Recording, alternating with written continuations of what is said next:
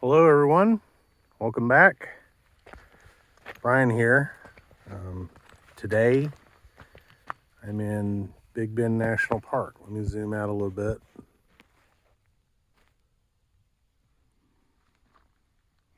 Let's take a look around.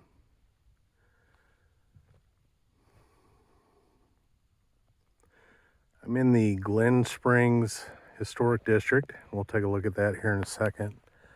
I stayed in Rio Grande Village Campground, which is about 18 miles that way, down this road right here. For the most part, this road is in pretty good shape. You still need a high clearance four-wheel drive vehicle, but it's not anything overly technical. There is a much more technical road that starts here, and that's called Black Gap Road. It splits off of, this is Glen Spring Road right here. We'll take a look at that here in just a second. It's about noon. It is Monday, December 4th. It was pretty chilly last night. The high yesterday was 77. Like I said, this is the Glen Springs Historic District. Guys, if you're ever out in the desert and you see a cottonwood tree, that's a sure sign that there's water. If you take a look around, this is pretty much just West Texas desert. This is the Rio Grande Valley area of the desert here in Big Bend.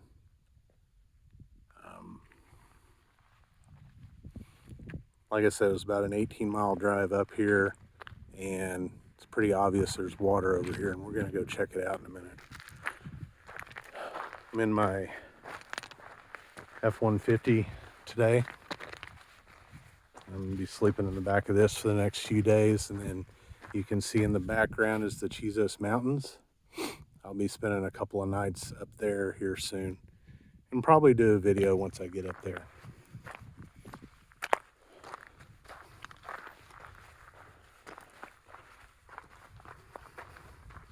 Road for the most part is pretty tame. I'll show you the sign where Black Gap Road starts. Probably see some videos of that on YouTube. Jeep people like to drive that road. It's pretty technical, pretty difficult road. You need to be very confident in your four-wheel drive vehicle to drive Black Gap Road. I'm not going to do that today. I'm out here by myself. My truck is good, but it's not that good. You can see a sign right here where it starts. River Road off to the left. River Road is about 10 miles south of here. Well, let's go take a look at Glen Spring. I don't want to make this video too long.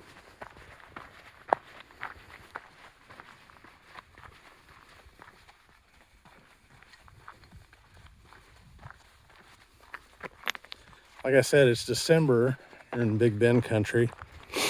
I've been to Big Bend multiple times. This is my first time coming here in December, and one thing I wasn't expecting, which is a nice surprise, is there's a little bit of fall color.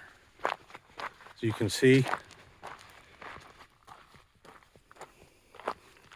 down in the lower valley area, there is some fall color on the cottonwoods, and there's also some willow trees down here, which I wasn't expecting. Let's take a look.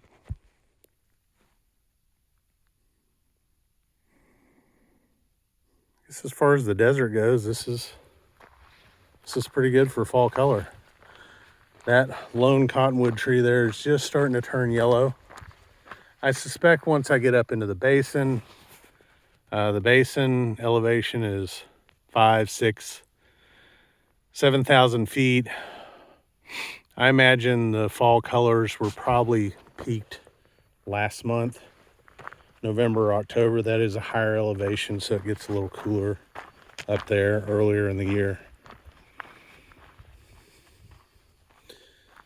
If there is some good fall colors on a hike I plan to do up there in the next few days, I'll do a video of that.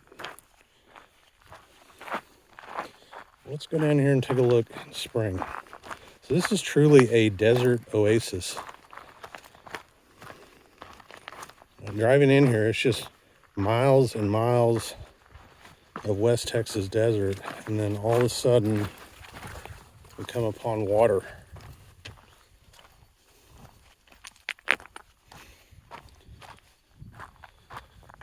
I did explore underneath this cottonwood tree just a little while ago, and I couldn't find any above ground water there. Let's go take a look over here.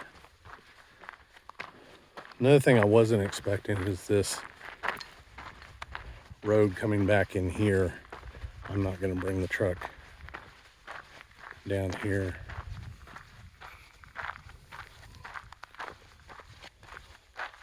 Let's go take a look at this water. And it's flowing pretty good. Here in a second, we'll take a look at a campground that's over here.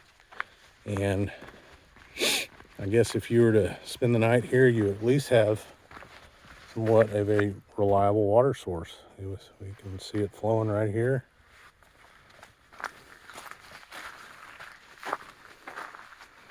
There are some motorcycle tracks down in here. You can see those. I imagine somebody has taken their Jeep through here at one time or another. See some regular tire tracks over there.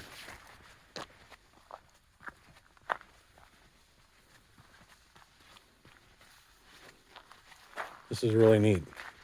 There are a lot of willow trees here. There's some cane. Chances are the cane was planted at one time or another. There's a lot of invasive cane growing down along the Rio Grande River banks. That was planted a long time ago for erosion control. So back in the early 1900s, there was a candle wax producing factory here.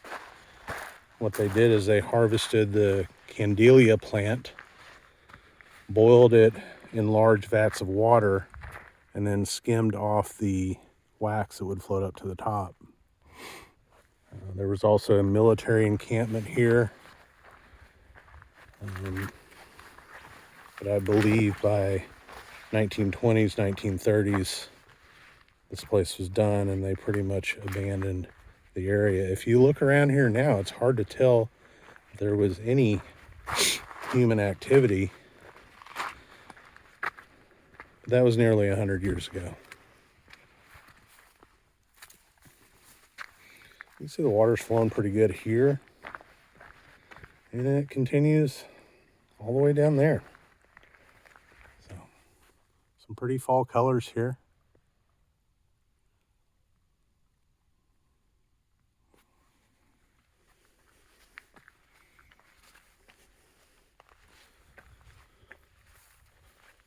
Like I said, if you see this out in the desert, especially cottonwood trees, there is a water source. It may not be above ground. You may not be able to see it.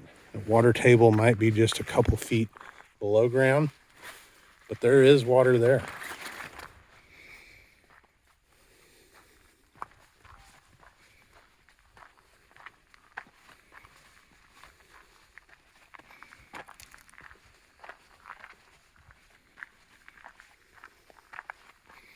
You can see willow trees all down through there.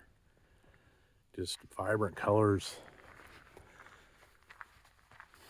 I've also noticed the ocotillo has a little bit of a yellowish orange tint to it also, which I haven't seen before. This is one of two backcountry campsites that are here. This is number one. It looks like you enter it from Black Gap Road right up there. Bring your vehicle in here.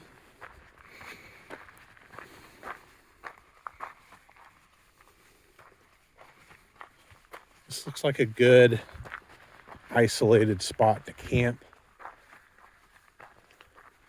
Kind of nestled in here. You got your bear box, if you have a dairy campsite. And then, if need be, you've got a water source over here.